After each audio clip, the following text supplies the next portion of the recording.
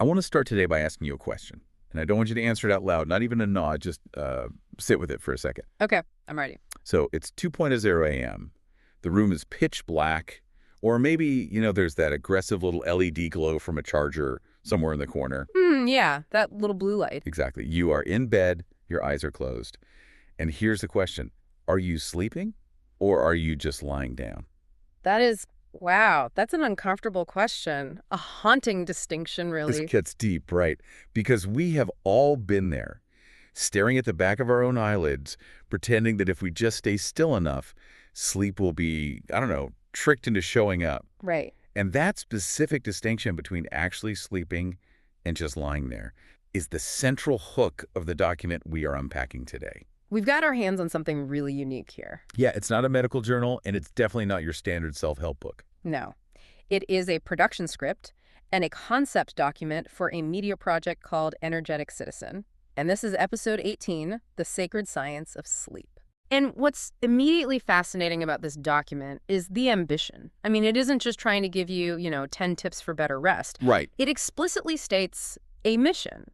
And the mission is to resolve insomnia. Full stop. And the way it proposes to do that is by smashing two things together that usually stay on opposite sides of the library. Exactly. You've got Rishi Wisdom, these ancient Indian insights, and then you have modern scientific sleep hygiene. It's a total collision of worlds. You look at the bibliography in this thing, and it's citing editions of Akanjoti from 1962, 1974. 1980. And then right next to that, it's giving, lighting directions for a camera crew and talking about blue light. It's so practical, but it's also deeply rooted in this specific archival material. They even reference a book with the very direct title, Nind Kyon Nahin Aati. Which translates to, why does sleep not come? A question I think I've asked my ceiling fan many, many times. We've all been there.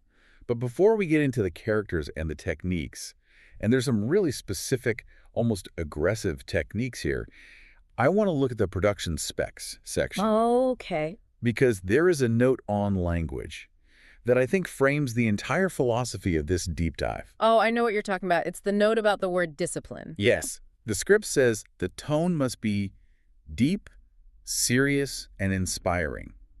But then it has this really strict instruction. Yeah. The Hindi word anushasan, which means discipline, has to be replaced by the English word system. I found that so interesting. Usually when we talk about self-improvement, especially with health, discipline is like the holy grail. We want more discipline. We beat ourselves up for not having enough of it. Exactly. So why the swap? Well, just think about the psychology of it. Discipline implies a battle. It implies willpower. It sort of suggests that if you aren't sleeping, it's because you're weak or lazy. Or you just don't want it enough. Right. It carries this heavy backpack of guilt. That's so true.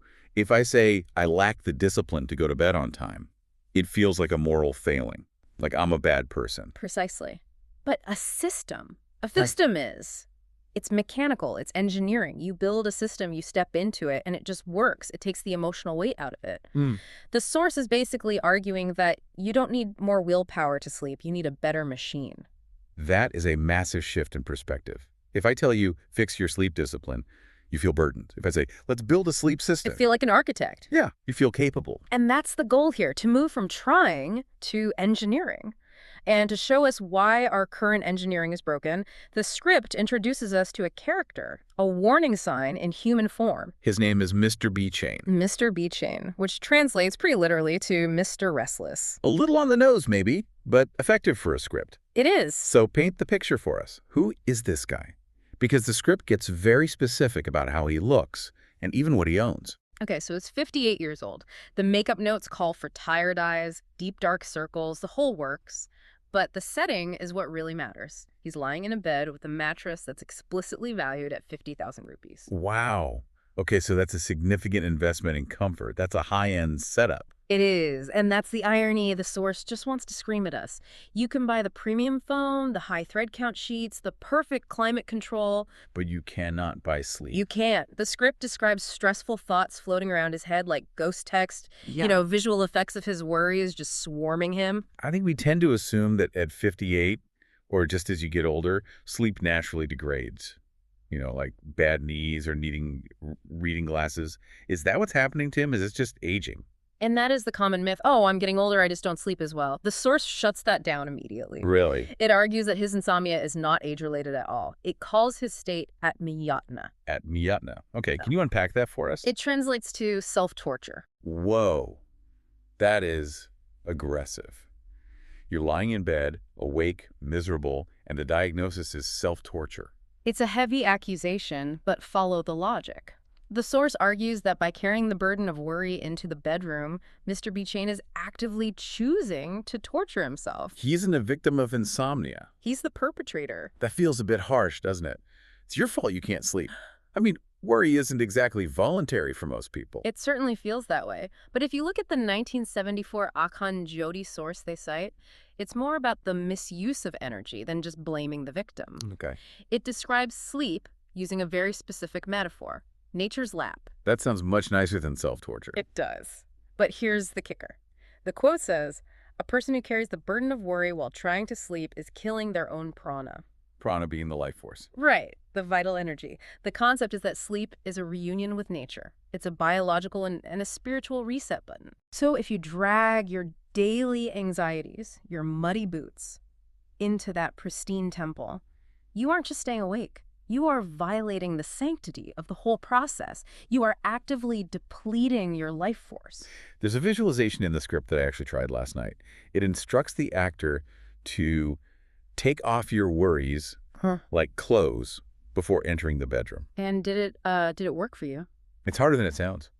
I try to imagine taking off a jacket labeled work deadline and, hanging it on the doorknob. Yeah. But the jacket just kept crawling back into the door.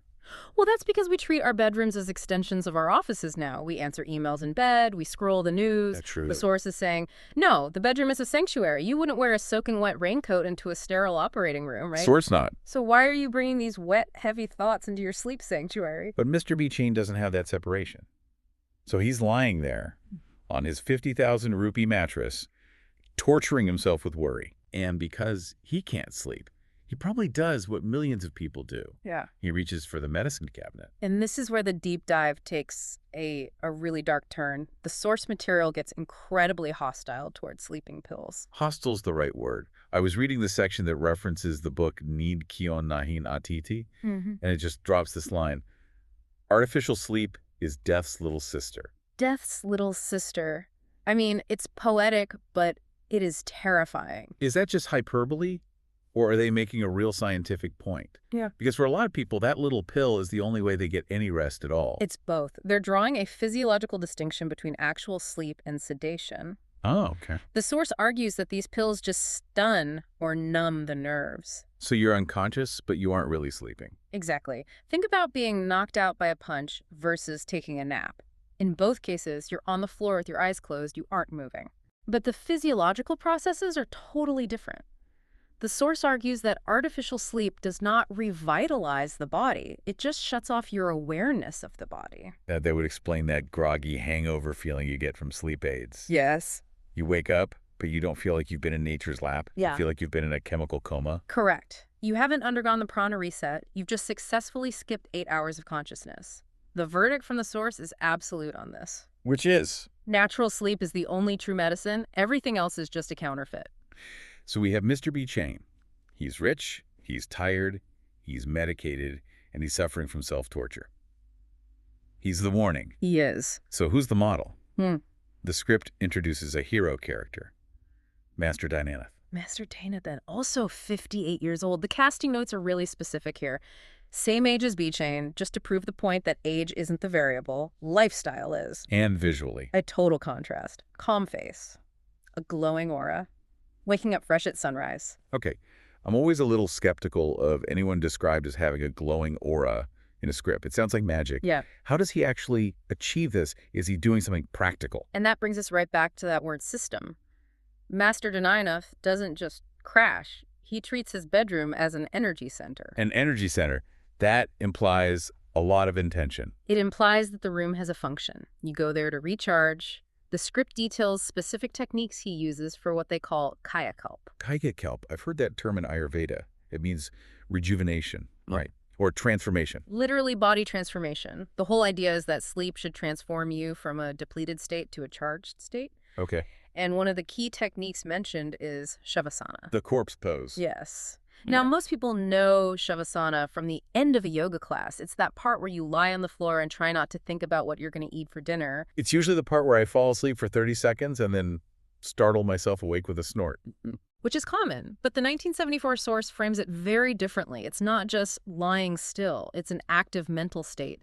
The goal is to achieve thought zero. Thought zero. Right. Wow, that sounds incredibly difficult. My brain is a thought hurricane at 11 p.m. Right. Did I lock the door? Did I send that email? What is that weird noise? How do you just Right. stop?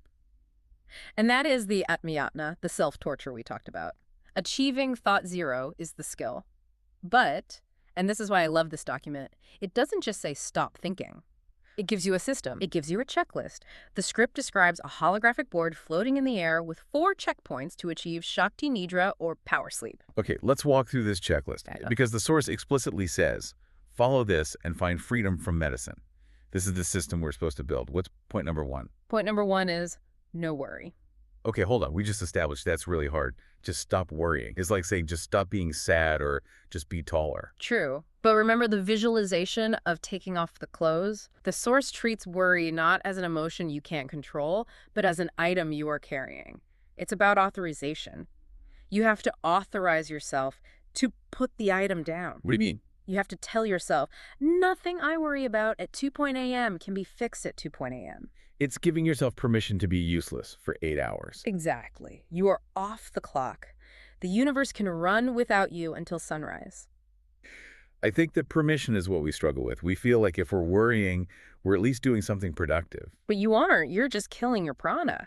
Okay, point number 2, No pills. which is consistent with the whole death's little sister warning. You have to break the reliance. The source is absolutely adamant. As long as you have that crutch, your body will never relearn how to walk. So you have to accept some bad nights. You have to accept some bad nights of natural sleep over good nights of chemical sleep to rebuild the system. That's a tough valley to cross for people. The fear of not sleeping is often worse than the actual not sleeping. It is. But the system demands it. You cannot automate the process if you're forcing it manually with chemicals. Point number 3, no screen. And this is the modern hygiene part. The script has this visual cue of Master Dynanath removing all the digital distractions. Sure. And we know the science on blue light, melatonin suppression, circadian rhythms, all that. But within the context of this sacred science, it's also about attention. Explain that. Why does attention matter so much for sleep? Well, if you are staring at a screen, your attention is projected outward, into the news, into Instagram, into the world. Right. Sleep requires the attention to turn inward. You cannot be out there and in here at the same time. It's the opposite of thought zero. It's thought infinity when you're scrolling. You're basically inviting the entire world into your bed with you. Precisely. You're inviting the noise. And you can't listen to your body when the noise of the world is just blaring in your face. And then we get to point number 4. And honestly, this is the one that really stopped me in my tracks. Yeah. Because the first 3, no worry, no pills, no screen, that's, fairly standard advice. We've heard versions of it. But point number 4 shifts from the physical to the spiritual. Point 4 is prayer surrender. This is where they pull from that Akhand Jyoti 1980 source about subconscious psychology. And I think surrender is the critical word here. Talk to me about that. Why is surrender a sleep technique? It sounds like giving up. Think about what keeps you awake. It's usually a desire to control things. You're replaying a conversation to fix it.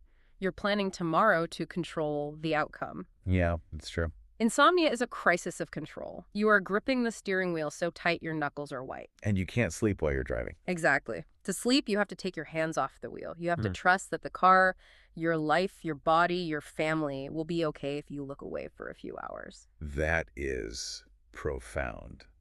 It suggests that Master Dhyanath sleeps well, not just because he's healthy or because he doesn't have a phone, but because he trusts. Yes. He trusts the process. Mr. B-Chain can't sleep because he's terrified that if he stops worrying, if he stops controlling everything, it will all fall apart. So the prayer part of the checklist isn't necessarily about religious dogma.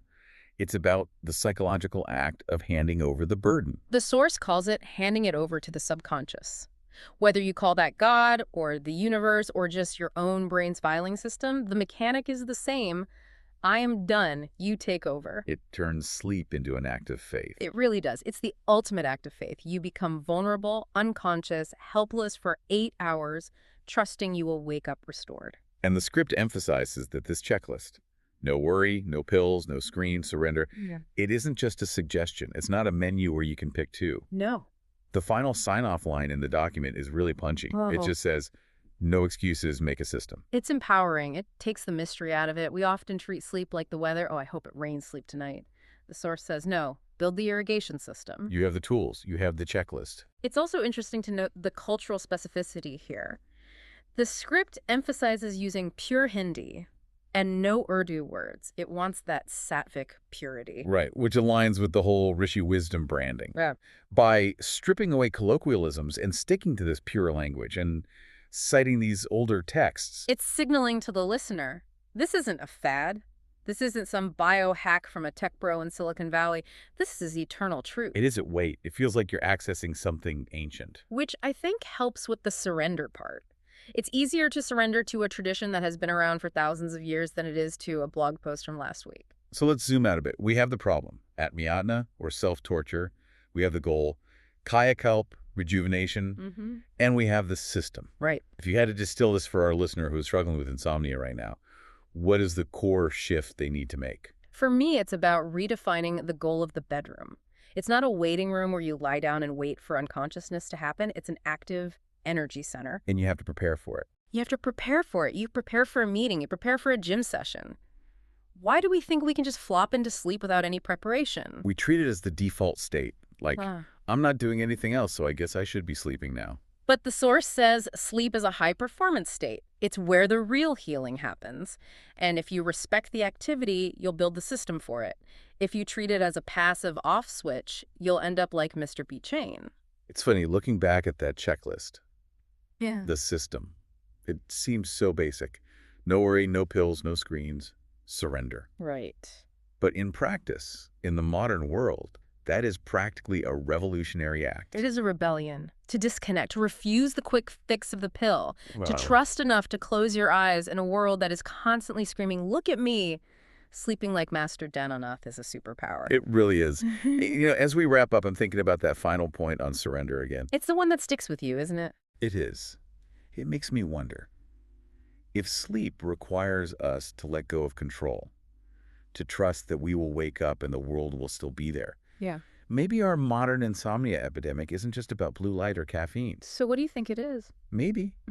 Maybe we just don't trust enough anymore. We don't trust the world to be okay without our constant supervision. That is the provocative question, isn't it? If you can't sleep, what are you afraid to let go of? It's something to think about tonight when you're staring at the ceiling. Maybe instead of counting sheep, try building a system. And take off your worries like clothes, even that jacket that tries to crawl back in under the door. Especially that one. Thanks for listening to this deep dive into the sacred science of sleep. Hopefully tonight you do more than just lie down. Sleep well. See you next time.